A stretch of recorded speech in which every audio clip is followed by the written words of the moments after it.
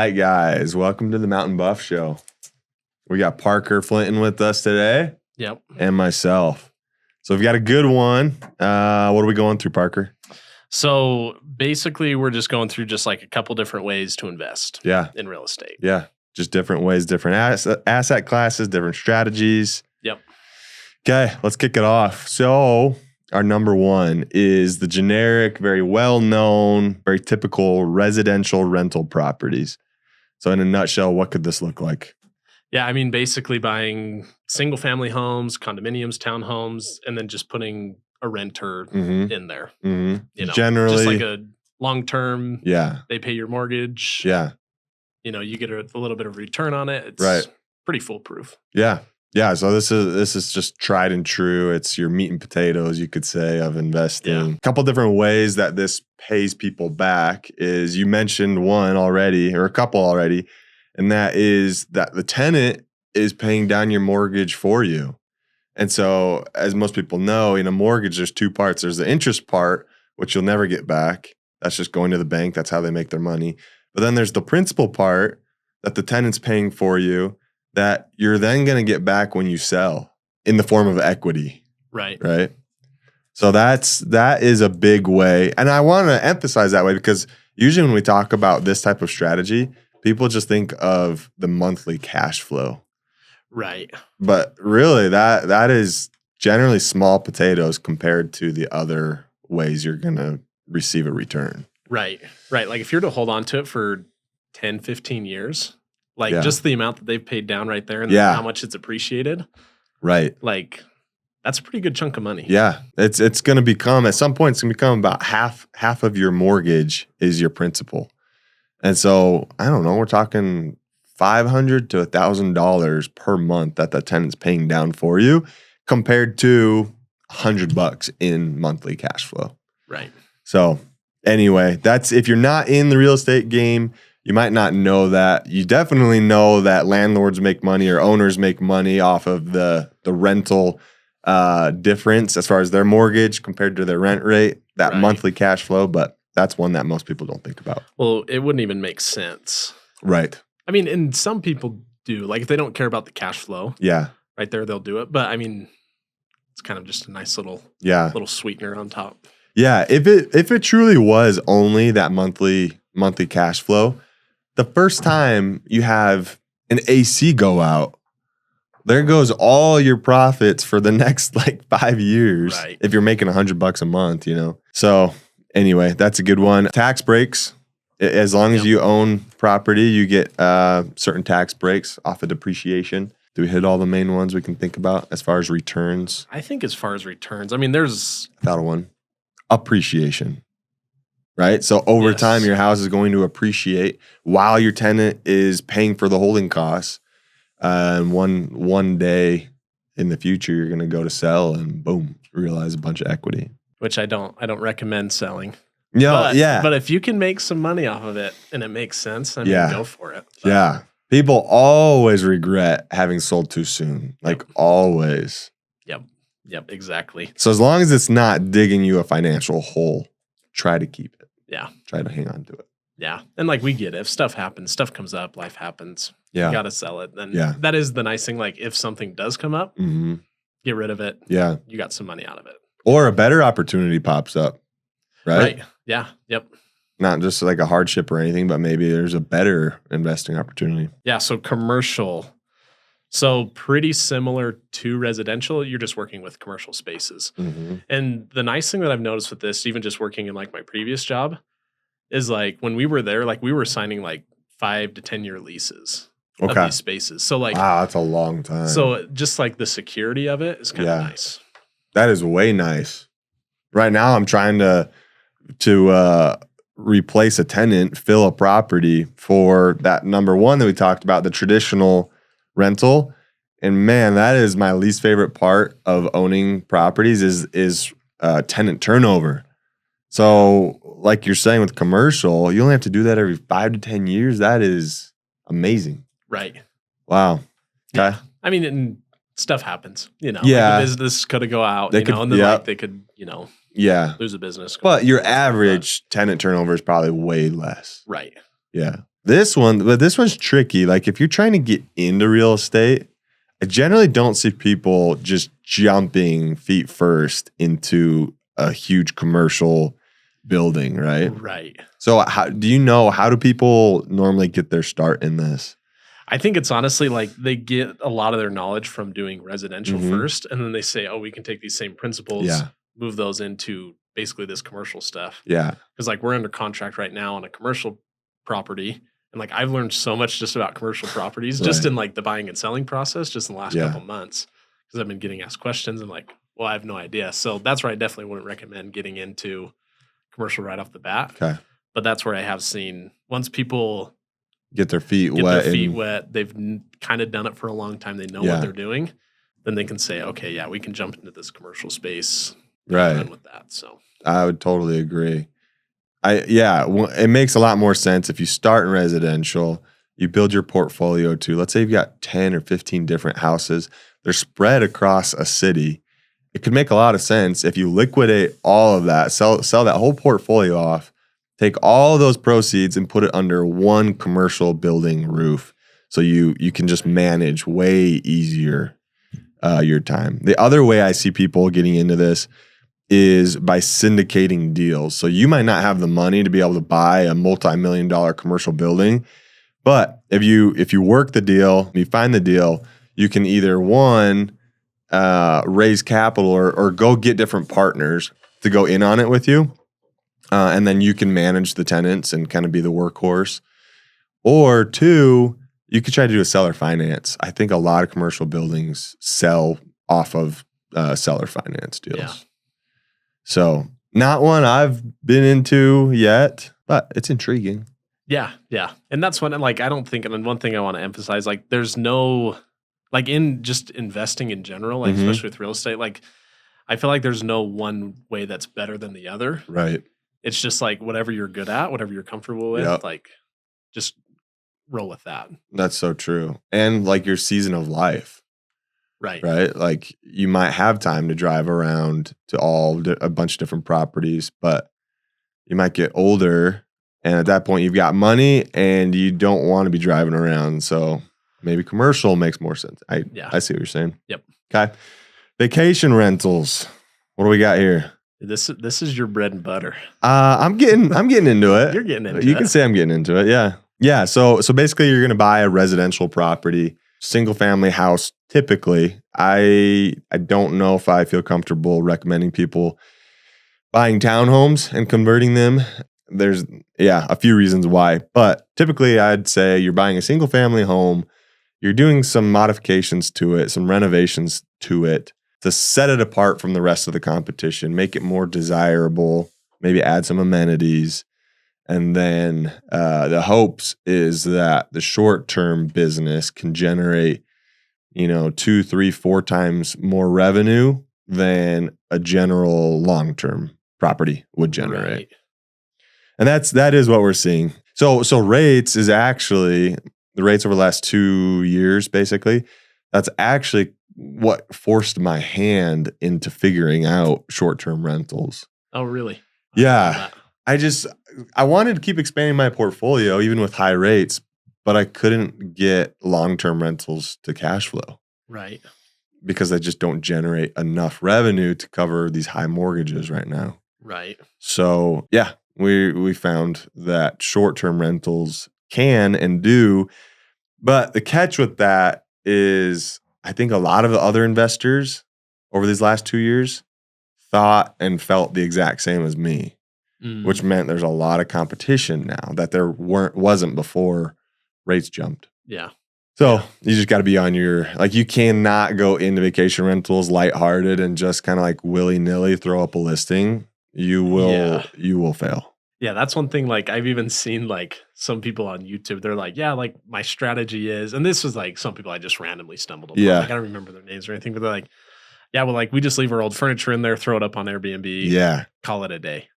Like, Yeah. but like what you guys are doing, like you're actually putting like a lot of thought into almost like an experience. Yeah. For them, which is cool. It's got to be. Yep. And I'm not the brains of that experience. I've got my wife and business partner, they do an excellent job as far as like design and amenities and that experience coming together.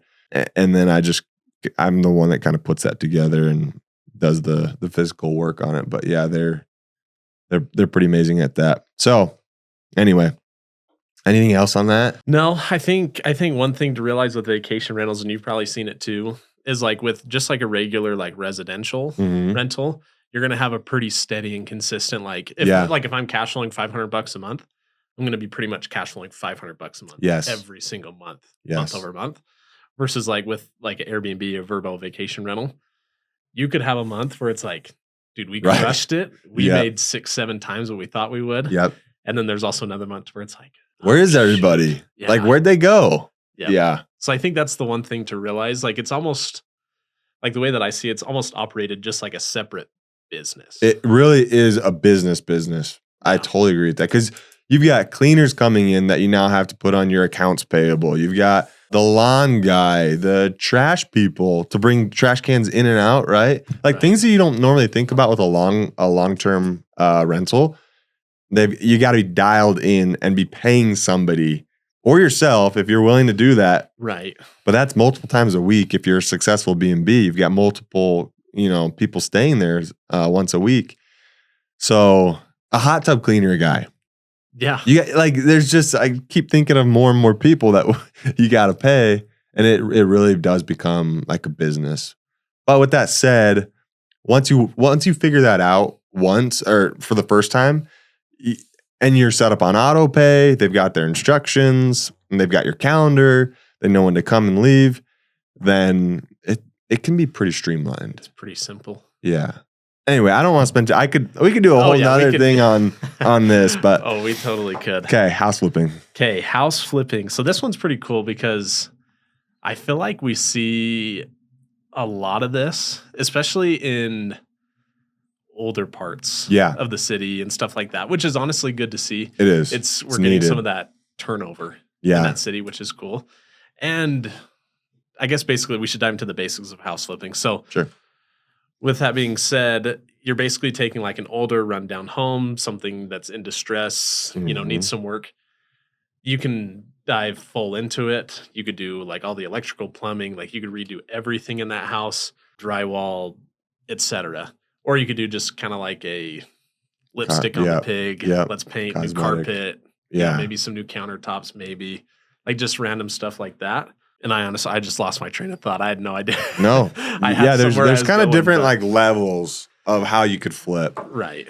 Yeah. If you're looking about getting into flipping, what I'd recommend is throw out a bunch of lowball offers. They're going to come back and say no. And maybe not even counter because you're so low. Right. But then at that point, you can go back to them and say, okay, and have like a genuine conversation. Okay, really, what is the bare minimum you'd get rid of this thing for? I think that just saves a lot of time instead of going back and forth with a bunch of offers, bunch of paperwork. Right. Set the bar super low to begin. So then when you ask that question on what's the bare minimum, they think in order for this to work out at all, they need to come down closer to what you first offered at. And you should get their true, genuine, like, well, we can't let it go for anything less than right. X. Like this is like what we need. Yeah. But I would say I think some agents are afraid of offending sellers or seller agents. And then newer flippers, they find one and they're like, this is the one. Like they get so emotionally attached to it. Right. And the combination of the two ends up making it so that you're not offering at that low ball offer to start. Right. And I would just say throw out 12 offers like that and see what sticks. That's how you get into those huge equity plays, right? Right. And I guess because like you've done a couple flips, and have you done?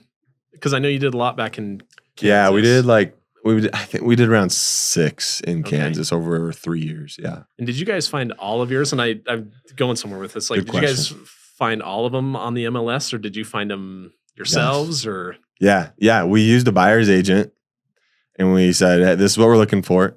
And I think every single one, other than one was about to hit the market, the MLS out there. And then the rest, yeah, they were just, you could see them on Zillow. Hmm.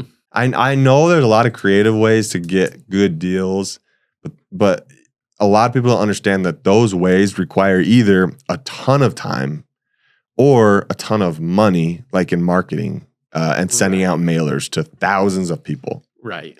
So me, neither of those two sound very good to me. I know there's deals on the MLS.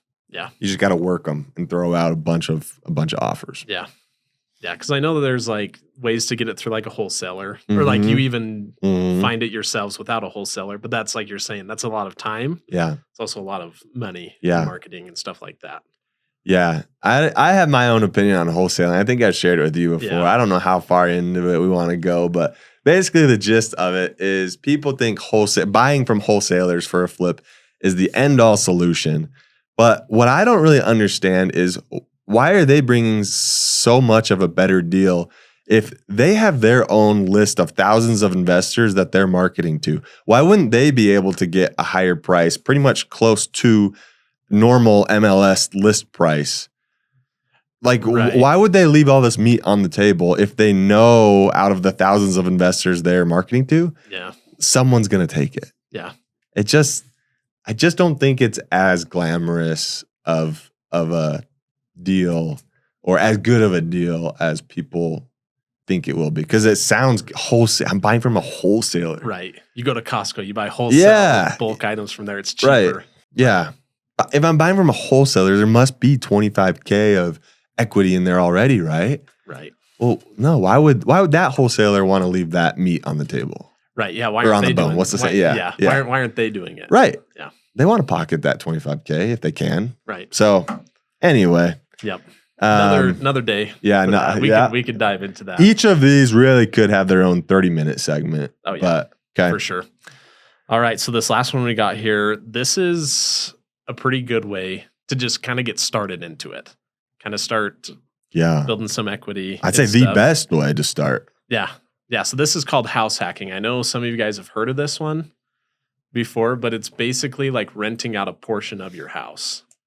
Typically it's your basement. You know, you could live in the basement, rent out the upstairs, but it's typically your basement has a full separate entrance, kitchen, laundry, everything that somebody's going to need down there. Yeah. A recent update, I think within the last 12 months or so, is there's now a Fannie Mae and Freddie Mac product, financial product, mortgage that you can do. You could go buy a fourplex as a home you're going to live in. You're going to live in one of the 4 units, and they will let you put just 5% down on a fourplex if you're going to go and live there. Really? Yeah. Before I think it was limited to just a duplex. But yeah, now you can get up to that many units and still have it count as your personal residence, not commercial, that sort of thing. Yeah. And so don't they basically take like what the other units rent for and count it towards? Yeah. Like that way you don't have to qualify for like $1 million property. Yes. You have to basically qualify for $250,000 So a lot more doable. Yeah. Again, this one I think depends on your season of life. Like at this point with a couple kids, we've been married for close to 10 years. I don't foresee my wife wanting to share walls, share a floor anymore. I'm on the fence about it, right? Because I'm always like money minded. Right. But for like newlyweds like yourselves, so you live in a duplex? So we're just in a house right now. In a house, but there's 2 units in that house, right? No, we're in a house. House. It's all. That's right. Your old one was. Our old one was. Yeah. And did you like? Did it matter to you much that like people Honestly, were there? No. The only time, and this is, I don't even know how to word this, but like the only time we'd heard, what are you about to share? They had little kids. Okay. And I thought we were going somewhere else. They were like little gymnasts. Absolutely love them. Okay. So if you're listening, we love you guys. And they just got little kids. They jump off the bunk bed and run around. It's like we would hear that, but honestly, it was never like, right. Oh my gosh, are they ever going to be quiet up there? It was like, oh yeah, they're home. Like we can hear them, but it's fine. Right. So this that's good that you had a decent experience. Let's call it decent. Is that fair to say? Oh yeah, I'd call it a great experience. A great experience. Yeah. Awesome. In college, we lived in an up-down duplex, or it was just a house, but it was divided into basement was a unit, first floor was a unit. And the couple below us were like music majors. Oh, no. And so that whole year we were listening to, what was it? Saxophone? I think it was a saxophone. Really? It's good. He was good. I don't know. I mean, you're not always up for saxophone music, right? So anyway, I wouldn't call that a great experience, but these are things you need to think about if you're going to house hack. It's amazing. Like there is no better way to start becoming an investor in real estate. Right. But I mean, each of these different strategies we've gone through has sacrifices that you're going to have to make. Right. Yeah. Nothing is just like a breeze or easy to get into. Yeah. And I think one thing I just wanted to touch on this on house hacking, what a lot of people will do too is they'll get into a house hack. They'll live in the upstairs for a little bit, rent out the bottom. They'll save up basically that half of their payment that they normally would be paying, be saving that up for their down payment, move it to another house hack. They'll repeat it. They'll do it 2, 3, 4 times. So you're saying live as if that full payment is all on them. Right. Because by the time they're done with that house, they're ready to move out and move on to something else. They'll be ready. They're going to have a big old chunk of savings. Yeah. Move into their next one, do the same thing. And then they have basically, like we talked about in the first one, they'll have an upstairs renter, downstairs renter. That whole house is rented out. They don't need to worry about it. Yeah. They can go to the next one, start the process all over again, which is, I think, really cool. Which is like we're saying, like that's really a pretty easy way to get going into it. Yeah. I mean, you just, in that strategy, you got to make sure you can qualify for the full thing yourself. You could support the full payments yourself. In the end of the day, you can't really, there's not a whole lot of things you can do in real estate if you don't have money coming in.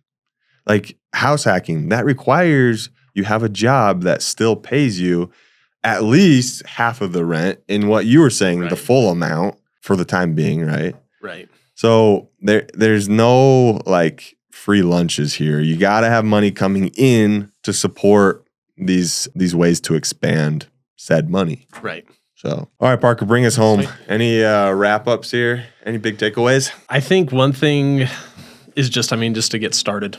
Yeah. I mean, just as soon as you can, get in the market. Because I mean, like, you hear so much stuff on Instagram and Facebook and stuff. They're like, don't time the market. Just or like, it's not timing the market that matters. It's time in the market. Yeah, that's what I was looking for. Yeah. Yeah. So I mean, just get in as soon as you can. You know, and even like, I mean, not everybody can go out and just buy another house. Commercial, a commercial property right now. Right. So I mean, start with what you can. Start with a house hack. You know, get into your house. And then even like save up enough money to move, but then like you don't need to sell your first house that you move into, rent it out, get into your next one. It doesn't have to be, a 2-unit duplex or something like that. Like it can still just be a regular single family. Because when you go to move, like you were saying, the lender, the bank is going to see that you've got these units that can self-sustain that mortgage. Right. So that's not going to hurt your debt to income ratio because you've been renting it out and you've got a new lease signed to replace you guys where you were living. Right. And so now you're basically starting fresh on your debt to income and then go and qualify for that next. Yeah. Smart. Okay. If you guys have any questions about any of these strategies or others you've been thinking about, let us know. Either we've done them ourselves, we've studied them, or we know a person that specializes in them. So reach out to us and we'll get you hooked up with the right person. Yeah. Okay. Thanks, guys. Great. Thanks.